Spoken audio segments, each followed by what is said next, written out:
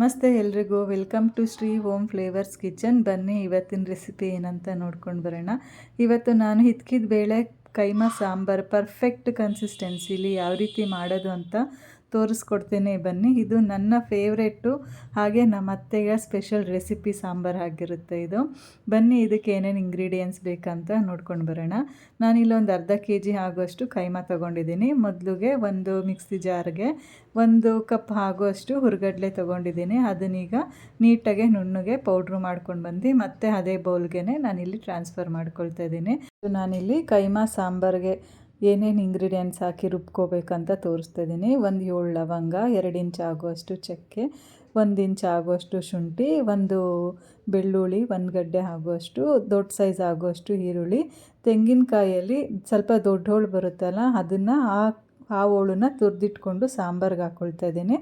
1 table spoon ಆಗುವಷ್ಟು ಹುರ್ಗಡ್ಲೆ ಸೇರಿಸ್ಕೊಳ್ತಾ ಇದ್ದೀನಿ. ಇದು ಮನೇಲೇ ಮಾಡಿಟ್ಕೊಂಡಿರೋ ಅಂತಹ ಮಟನ್ ಸಾಂಬಾರು ಪೌಡರ್ನ 3 ಸ್ಪೂನ್ ಆಗುವಷ್ಟು ಸೇರಿಸ್ಕೊಳ್ತಾ ಇದ್ದೀನಿ. 1 ಮೀಡಿಯಮ್ ಸೈಜ್ ಆಗುವಷ್ಟು ಟೊಮೊಟೊ, ಹಾಗೆ ಸ್ವಲ್ಪ ಅರಿಶಿನ, ಗಸಗಸೆ ಇದೆಲ್ಲ ಸೇರಿಸ್ಕೊಂಡು ನೀಟಾಗಿ ಗ್ರೈಂಡ್ ಮಾಡ್ಕೊಂಡು ಬರ್ತೀನಿ. ನೋಡಿ, ಈ ರೀತಿಯಾಗಿ ಪರ್ಫೆಕ್ಟ್ ಕನ್ಸಿಸ್ಟೆನ್ಸಿಲಿ ನಾವು ಗ್ರೈಂಡ್ ಮಾಡ್ಕೊಳ್ತಾ ಇದ್ದೀವಿ. ನಾವೇನು ಮೊದಲಿಗೆ ಸ್ವಲ್ಪ ಹುರ್ಗಡ್ಲೆನ ಪೌಡ್ರು ಮಾಡಿದ್ವಲ್ಲ, ಅದೇ ಮಿಕ್ಸಿ ಜಾರ್ಗೆ ಸ್ವಲ್ಪ ಅರಿಶಿನ ಪುಡಿ, ಗಸಗಸೆ, ಹಾಗೆ 2 ಇಂಚ್ ಆಗುವಷ್ಟು ಚಕ್ಕೆ, ಮತ್ತು 5 ಲವಂಗ, ಮತ್ತು ಅದಕ್ಕೆ ಸ್ವಲ್ಪ ಶುಂಠಿ, ಹಾಗೆಯೇ 1 ಚಿಕ್ಕ ಗಡ್ಡೆ ಆಗುವಷ್ಟು ಬೆಳ್ಳುಳ್ಳಿ ತಗೊಳ್ತಾ ಇದ್ದೀನಿ. ಇದು ಹಾಕಾದ್ಮೇಲೆ ತೆಂಗಿನಕಾಯಿನಲ್ಲಿ ಸಣ್ಣ ಹೋಳು ಬರುತ್ತಲ್ಲ, ಆ ಹೋಳಿಂದು ಭಾಗನ ತುರಿದಿಟ್ಕೊಂಡು ಹಾಕ್ಕೊಳ್ತಾ ಇದ್ದೀನಿ. ಇದಕ್ಕೀಗ 2 ಟೇಬಲ್ ಸ್ಪೂನ್ ಆಗುವಷ್ಟು ಮನೇಲೇ ಮಾಡಿಟ್ಕೊಂಡಿರೋಂಥ ಸಾಂಬಾರು ಪೌಡರ್ ಹಾಕಿ, ಉಪ್ಪು ಹಾಕಿ, ಸ್ವಲ್ಪ ನೀರು ಹಾಕಿ ರುಬ್ಕೊಂಡು ಬರ್ತೀನಿ. ರುಬ್ಬಿಟ್ಕೊಂಡಿರೋ ಅಂತಹ ಮಸಾಲೆನ ಒಂದು ಬೌಲ್ಗೆ ನಾನಿಲ್ಲಿ ಟ್ರಾನ್ಸ್ಫರ್ ಮಾಡ್ಕೊಳ್ತಾ ಇದ್ದೀವಿ. ಸೊ ಅದೇ ಮಿಕ್ಸಿ ಜಾರ್ಗೆ ಏನು ಕೈಮಾ ನಾವು ಕಟ್ ಮಾಡಿಸ್ಕೊಂಡು ತಂದಿದ್ವೋ ಹಾಕ್ಕೊಂಡು ರುಬ್ಬಿಟ್ಕೊಂಡಿರೋ ಅಂತಹ ಮಸಾಲೆನ ಸ್ವಲ್ಪ, ಕೈಮಾನ ಸ್ವಲ್ಪ ಹಾಕ್ಕೊಂಡು 1 ರೌಂಡು ಮಿಕ್ಸಿ ಜಾರಿಗೆ ಹಾಕಿ ಹಾಫ್ ಆ್ಯಂಡ್ ಡನ್ ಮಾಡ್ತಾಯಿದ್ದೀವಿ. ಅದಾದಮೇಲೆ ಸ್ವಲ್ಪ ಸಣ್ಣದಾಗಿ ಕಟ್ ಮಾಡಿ ಇಟ್ಕೊಂಡಿರೋ ಅಂತಹ ಈರುಳ್ಳಿನೂ ಸೇರಿಸಿ ಮಿಕ್ಸಿ ಜಾರಲ್ಲಿ ಹಾಫ್ ಆ್ಯಂಡ್ ರೌಂಡ್ 1 ರೌಂಡು ಬರೋ ಥರ ಹಾಫ್ ಆ್ಯಂಡ್ ಡನ್ ಮಾಡಿಕೊಂಡ್ರೆ ಸಾಕು. ಜಾಸ್ತಿ ನುಣ್ಣಗೇನು ರುಬ್ಬೋದೆಲ್ಲ ಬೇಕಾಗಿಲ್ಲ. ಸೊ ಇದೇ ಥರನೇ ಉಳಿದಿರೋ ಅಂತಹ ಕೈಮಾ ಮಸಾಲ ಹಾಗೂ ಈರುಳ್ಳಿಗಳ್ನ ಹಾಕ್ಕೊಂಡು ಇದೇ ಥರನೇ ಗ್ರೈಂಡ್ ಮಾಡ್ಕೊಂಡು ಬರ್ತೀವಿ ನಾವಿಲ್ಲಿ. ಸೊ ಈ ರೀತಿಯಾಗಿ ಎಲ್ಲ ಕೈಮಾನು, ಮಸಾಲೆನೂ ಹಾಗೂ ಈರುಳ್ಳಿನೂ ಗ್ರೈಂಡ್ ಮಾಡಿಕೊಂಡು ಒಂದು ಬೌಲ್ಗೆ ನಾವಿಲ್ಲಿ ಟ್ರಾನ್ಸ್ಫರ್ ಮಾಡ್ಕೊಂಡಿದ್ದೀವಿ. ಸೊ ಅದೇ ಬೌಲ್ಗೆ ಈಗ 1 ಮೊಟ್ಟೆನ ಹೊಡೆದು ಬಿಡ್ತಾಯಿದ್ದೀವಿ. ಸೊ ಮೊಟ್ಟೆ ಎಲ್ಲ ಹೊಡೆದು ಬಿಟ್ಟಾದಮೇಲೆ ಇದಕ್ಕೆ ಸ್ವಲ್ಪ ಈಗ ಕಟ್ ಮಾಡಿ ಇಟ್ಕೊಂಡಿರೋಂತಹ ಕೊತ್ತಂಬರಿ ಸೊಪ್ಪನ್ನ ಸೇರಿಸ್ಕೊಳ್ತಾ ಇದ್ದೀವಿ. ಕೊತ್ತಂಬರಿ ಸೊಪ್ಪು ಸೇರಿಸ್ಕೊಂಡ್ಮೇಲೆ ನಾವು ಫಸ್ಟೇ 1 ಬೌಲ್ ಆಗುವಷ್ಟು ಕಡಲೆ ಪೌಡ್ರು ಮಾಡಿಟ್ಟಿದ್ವಲ್ಲ, ಸೊ ಆ ಪೌಡ್ರನ್ನ ಇವಾಗ ನಾವು ಸೇರಿಸ್ಕೊಳ್ತಾ ಇದ್ದೀವಿ. ಸೊ ಆ ಪೌಡ್ರು ಅದೆಲ್ಲ ಸೇರಿಸಾದ್ಮೇಲೆ ನೀಟಾಗೆ ಎಲ್ಲದಕ್ಕೂ ಮಿಕ್ಸ್ ಮಾಡ್ಕೊಳ್ತಾ ಇದ್ದೀವಿ. ಹಾಕಿರೋ ಅಂತಹ ಇಂಗ್ರೀಡಿಯೆಂಟ್ಸು ಹಾಗೆ ರುಬ್ಕೊಂಡಿರೋ ಅಂತಹ ಮಸಾಲೆ ಎಲ್ಲದಕ್ಕೂ ನೀಟಾಗೆ ಮಿಕ್ಸ್ ಆಗೋ ಥರ ನೀಟಾಗೆ ಕಲಿಸ್ಕೊಳ್ತಾ ಇದ್ದೀವಿ. ಈ ರೀತಿ ನೀಟಾಗೆಲ್ಲ ಕಲಿಸ್ಕೊಂಡಿದ್ದಾದಮೇಲೆ ನಮಗೆ ಯಾವ ಸೈಜ್ ಬೇಕೋ ಆ ಸೈಜು ಆಗುವಷ್ಟು ಉಂಡೆನ ಇಲ್ಲಿ ಮಾಡಿಟ್ಕೊಳ್ತಾ ಇದ್ದೀವಿ. ನಾವಿಲ್ಲಿ ಮೀಡಿಯಮ್ ಸೈಜ್ ಆಗುವಷ್ಟು ಉಂಡೆನ ನೋಡಿ ಈ ರೀತಿಯಾಗಿ ಒಂದೊಂದೇ ಮಾಡಿ ಇಟ್ಕೊಳ್ತಾ ಇದ್ದೀವಿ ಸೈಡಲ್ಲಿ. ಸೊ ಇದೆಲ್ಲ ಈಗ ಎಲ್ಲ ಉಂಡೆಗಳ್ನೆಲ್ಲ ಮಾಡಿಟ್ಕೊಳ್ಳೋ ಅಷ್ಟರಲ್ಲಿ ಸ್ಟವ್ ಮೇಲೆ ಬನ್ನಿ, ಈಗ ಒಂದು ಪಾತ್ರೆ ಇಡೋಣ. ಆ ಪಾತ್ರೆ ಕಾಯಕ್ಕೆ ಬಿಡೋಣ. ಪಾತ್ರೆ ಈಗ ಬಿಸಿಯಾಗಿದೆ. ಇದಕ್ಕೀಗ ನಾನು ಅರ್ಧ ಕಪ್ ಆಗುವಷ್ಟು ಎಣ್ಣೆನ ಸೇರಿಸ್ಕೊಳ್ತಾ ಇದ್ದೀನಿ. ಎಣ್ಣೆ ಎಲ್ಲ ಸೇರಿಸಾದ್ಮೇಲೆ ಆ ಎಣ್ಣೆನ ಪಾತ್ರೆ ಸುತ್ತಲೂ ಕೂಡ ಸ್ಪ್ರೆಡ್ ಮಾಡ್ಕೊಳ್ತೀನಿ.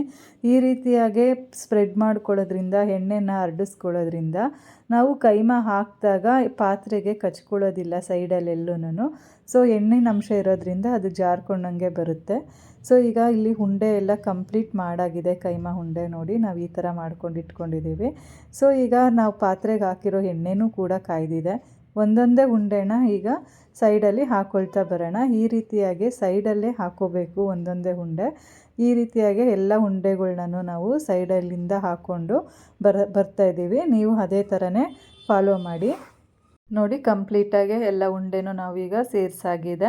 ನಾವೇನು ತೊಗೊಂಡಿದ್ವೋ ಅಷ್ಟು ಉಂಡೆ ಕರೆಕ್ಟು ಪಾತ್ರೆಗೆ ಫಿಟ್ಟಾಗಿದೆ. ಸೊ ಇದನ್ನೀಗ ಲಿಡ್ ಕ್ಲೋಸ್ ಮಾಡಿ ಮೀಡಿಯಮ್ ಫ್ಲೇಮಲ್ಲಿ 5 ಮಿನಿಟ್ಸ್ ಬಿಡ್ತೀನಿ.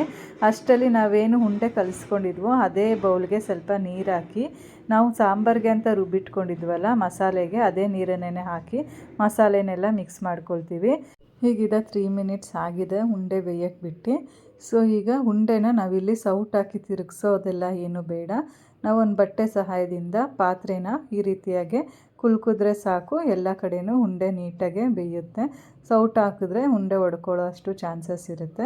ಸೊ ಈ ರೀತಿಯಾಗಿ ಮಾಡೋದ್ರಿಂದ ಉಂಡೆ ಫುಲ್ಲು ಸುತ್ತಲೂ ಕೂಡ ಬೇಯುತ್ತೆ.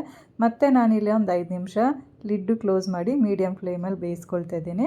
ಅದು ಬೇಯೋಷ್ಟರಲ್ಲಿ ನಾನಿಲ್ಲೇನು ನಲ್ಲಿ ಮೂಳೆ ತೊಗೊಂಡು ಬಂದಿದ್ನೋ ಅದಕ್ಕೆ ಒಂದು ಪಾತ್ರೆ ಇಟ್ಟು ಸ್ವಲ್ಪ ಎಣ್ಣೆ ಹಾಕಿ ನಲ್ಲಿ ಮೂಳೆಯನ್ನು ಎಣ್ಣೆಯಲ್ಲಿ ಸ್ವಲ್ಪ ಬೇಯಿಸ್ಕೊಳಕ್ಕೆ ಬಿಡ್ತೀನಿ. ಸೊ ಇದೀಗ 5 ಮಿನಿಟ್ಸ್ ಆಗಿದೆ. ಮತ್ತು ಇನ್ನೊಂದು ಸರಿ ನಾನು ಅದೇ ಥರನೇ ನೀಟಾಗೆಲ್ಲ ಕುಲ್ಕಿ ಮತ್ತು ಇನ್ನು 5 ಮಿನಿಟ್ಸ್ ಹಾಗೆ ಬೇಯಕ್ಕೆ ಬಿಡ್ತೀನಿ. ಸ್ವಲ್ಪ ನೀಟಾಗಿ ಬೆಂದಷ್ಟು ಮಟನ್ನು ಜೀರ್ಣ ಆಗುತ್ತೆ ಅಂತ. ಸೊ ಈಗ ಇದೆಲ್ಲ ಆಗಿದೆ, ಸುತ್ತಲೂ ಕೂಡ ಎಣ್ಣೆ ಎಲ್ಲ ಬಿಟ್ಟಿದೆ ನೋಡಿ. ಸೊ ಈಗ ರುಬ್ಬಿಟ್ಕೊಂಡಿರೋ ಅಂತಹ ಮಸಾಲೆನ ಇವಾಗ ನಾವಿಲ್ಲಿ ಸೇರಿಸ್ಕೊಳ್ತಾ ಇದ್ದೀವಿ. ಈ ಮಸಾಲೆ ಸೇರಿಸಾದ್ಮೇಲೆ ಅದೇ ಮಿಕ್ಸಿ ಜಾರಿಗೆ ಸ್ವಲ್ಪ ನೀರು ಹಾಕಿ ಆ ನೀರನ್ನು ಕೂಡ ಸೇರಿಸ್ಕೊಳ್ತಾ ಇದ್ದೀವಿ. ಇವಾಗೂ ಕೂಡ ನಾನಿಲ್ಲಿ ಸೌಟ್ ಹಾಕಿ ಏನು ಮಿಕ್ಸ್ ಮಾಡ್ತಾಯಿಲ್ಲ, ಬಟ್ಟೆಲೇನೆ ಕುಲ್ಕೊಂಡು ಸಹ ಅದರಿಂದನೇ ಸ್ಪ್ರೆಡ್ ಮಾಡ್ಕೊಳ್ತಾ ಇದ್ದೀನಿ. ಈಗ ನಾವೇನು ರೋಸ್ಟ್ ಆಗಕ್ಕೆ ಇಟ್ಟಿದ್ವೋ ನಲ್ಲಿ ಮೂಳೆನ ಅದನ್ನು ಇವಾಗ ಸೇರಿಸ್ಕೊಳ್ತಾ ಇದ್ದೀವಿ. ಸೊ ಅದೇ ಪಾತ್ರೆಗೆ ಸ್ವಲ್ಪ ಹಿತ್ಕಿದ ಬೇಳೆ ಹಾಕ್ಕೊಂಡು ಫ್ರೈ ಮಾಡ್ಕೊಂಡು ಬರ್ತೀವಿ. ಹಿತ್ಕಿದ ಬೇಳೆ ಕೈಮಾ ನೀವು ಮನೇಲಿ ಡೆಫಿನೆಟ್ಟಾಗೆ ಟ್ರೈ ಮಾಡಬೇಕಾಗಿರುವಂತಹ ರೆಸಿಪಿ. ಈ ರೆಸಿಪಿ ತುಂಬ ಟೇಸ್ಟಿಯಾಗಿರುತ್ತೆ ಹಾಗೂ ಮನೆ ಜನಕ್ಕೆ ಎಲ್ಲರಿಗೂ ಇಷ್ಟ ಆಗುವಂತಹ ರೆಸಿಪಿ. ವಯಸ್ಸಾಗಿರೋರು ಹಾಗೆ ಮಕ್ಕಳು ನಾನ್ ವೆಜ್ ತಿನ್ನೋದಕ್ಕೆ ಇಷ್ಟಪಡದೇ ಇರೋರು ಈ ರೀತಿಯಾಗಿ ಟೇಸ್ಟಿಯಾಗಿರೋಂತಹ ಕೈಮಾ ಸಾಂಬಾರನ್ನ ಮಾಡಿಕೊಡಿ. ನಿಜವಾಗ್ಲೂ ಎಲ್ಲರೂ ತುಂಬ ಇಷ್ಟಪಟ್ಟು ತಿನ್ನೋವಂತಹ ಸಾಂಬಾರಿದು. ಇದು ಮುದ್ದೆಗೆ, ಚಪಾತಿಗೆ, ಪೂರಿಗೆ, ಅನ್ನಕ್ಕೆ, ದೋಸೆಗೆ ಎಲ್ಲದಕ್ಕೂ ಮಾಡಿಸಿರೋಂತಹ ಸಾಂಬಾರಾಗಿರುತ್ತೆ. ಇಡ್ಲಿಗೂ ತುಂಬ ಚೆನ್ನಾಗಿರುತ್ತೆ ಈ ಸಾಂಬಾರು. ಈ ಸಾಂಬಾರಿಗೆ ಈಗ ಹುರಿದಿಟ್ಕೊಂಡಿರೋ ಅಂತಹ ಹಿತ್ಕಿದ ಬೇಳೆನ ಸೇರಿಸ್ಕೊಳ್ತಾ ಇದ್ದೀವಿ. ಸೇರಿಸಿ ಎಲ್ಲ ನೀಟಾಗೆ ಮಿಕ್ಸ್ ಮಾಡ್ಕೊಳ್ತಾ ಇದ್ದೀವಿ. ಈ ಸಮಯದಲ್ಲಿ ನಾನೀಗ ಸೌಟ್ ಹಾಕಿ ಮಿಕ್ಸ್ ಮಾಡ್ಕೊಳ್ತಾ ಇದ್ದೀನಿ. ಇಲ್ಲಿ ತನಕನೂ ನಾನು ಈ ಸಾಂಬಾರಿಗೆ ಸೌಟ್ ಹಾಕಿ ಮಿಕ್ಸ್ ಮಾಡಿರಲಿಲ್ಲ ನೋಡಿ. ಈಗ ಉಂಡೆನೂ ಕೂಡ ತಾನಾಗೆ ಹೇಗೆ ಮೇಲೆ ಬಂದಿದೆ ಅಂತ. ಸೊ ಅಲ್ಲಿ ತನಕ ನಾವು ಕೂಡ ಸೌಟ್ ಹಾಕಿ ಮಿಕ್ಸ್ ಮಾಡೋದು ಬೇಡ. ಈಗ ಉಂಡೆ ಎಲ್ಲ ಮೇಲೆ ಬಂದಿದೆ, ಕಾಳು ಹಾಕಿದ್ದೀವಿ. ಸ್ವಲ್ಪ ನೀರು ಬೇಕು ಅನ್ನಿಸ್ತಾ ಇದೆ, ಬೇಯೋ ಅಷ್ಟರಲ್ಲಿ ಸ್ವಲ್ಪ ಸಾಂಬಾರು ಗಟ್ಟಿಯಾಗುತ್ತೆ. ನಾನು ಅದಕ್ಕೆ ಈಗ ಸ್ವಲ್ಪ ನೀರು, ಈಗ ರುಚಿಗೆ ತಕ್ಕಷ್ಟು ಉಪ್ಪು ಎಲ್ಲ ಸೇರಿಸ್ಕೊಳ್ತಾ ಇದ್ದೀನಿ. ನೆಕ್ಸ್ಟ್ ಇದಕ್ಕೆ ನಾನು ಸ್ವಲ್ಪ ಕೊತ್ತಂಬರಿ ಸೊಪ್ಪು ಸೇರಿಸ್ಕೊಂಡು ಮೀಡಿಯಮ್ ಫ್ಲೇಮಲ್ಲಿ ಒಂದು 20 ಮಿನಿಟ್ಸ್ ಇಟ್ಟು ಕ್ಲೋಸ್ ಮಾಡಿ 20 ಮಿನಿಟ್ಸು ನಾನೀಗಿಲ್ಲಿ ಸಾಂಬಾರನ್ನ ಬೇಯೋದಕ್ಕೆ ಬಿಡ್ತೀನಿ. ನಾವು ಕೂಡ ಈ ಸಾಂಬಾರನ್ನ ಫ್ರೆಂಡ್ಸ್ ಮನೇಲಿ, ರಿಲೇಟಿವ್ಸ್ ಮನೆಯಲ್ಲಿ ಅಥವಾ ಫಂಕ್ಷನ್ಗಳಲ್ಲಿ ತಿಂದಿರ್ತೀವಿ. ಆದರೆ ನಮ್ಮ ಅತ್ತೆ ಮಾಡೋ ಅಂತಹ ಕೈಮಾ ಉಂಡೆ ಹಿತ್ಕಿದ ಬೇಳೆ ಕೈಮಾ ಸಾಂಬಾರು ಥರ ಆ ಸಾಂಬಾರು ಬರೋದಿಲ್ಲ. ಈ ಸಾಂಬಾರು ಮುಂದೆ ಅವ್ರ ಸಾಂಬಾರು ಏನೂ ಅಲ್ಲ ಅಂತ ಹೇಳ್ತೀನಿ. ಸೊ ಈಗ ಇದು ಬೆಂದಿದೆ ಸಾಂಬಾರು ನೋಡಿ. ಈಗ ಲಿಡ್ಡು ಓಪನ್ ಮಾಡ್ತಾಯಿದ್ದೀನಿ. ಪರ್ಫೆಕ್ಟಾಗಿ ಆಗಿದೆ ಸಾಂಬಾರು.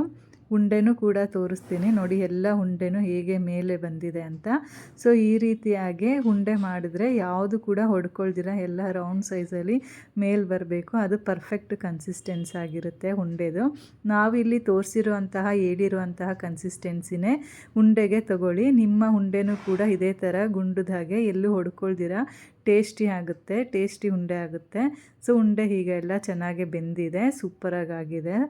ಬನ್ನಿ ಈಗ ಬ್ಯಾಟಿಂಗ್ ಮಾಡೋಣ. ನಾನಿಲ್ಲಿ ಈ ಹಿತ್ಕಿದ ಬೇಳೆ ಕೈಮಾ ಸಾಂಬಾರು ಜೊತೆಗೆ ಬಿಸಿ ಬಿಸಿ ರಾಗಿ ಮುದ್ದೆ ಮಾಡಿಟ್ಕೊಂಡಿದ್ದೀನಿ.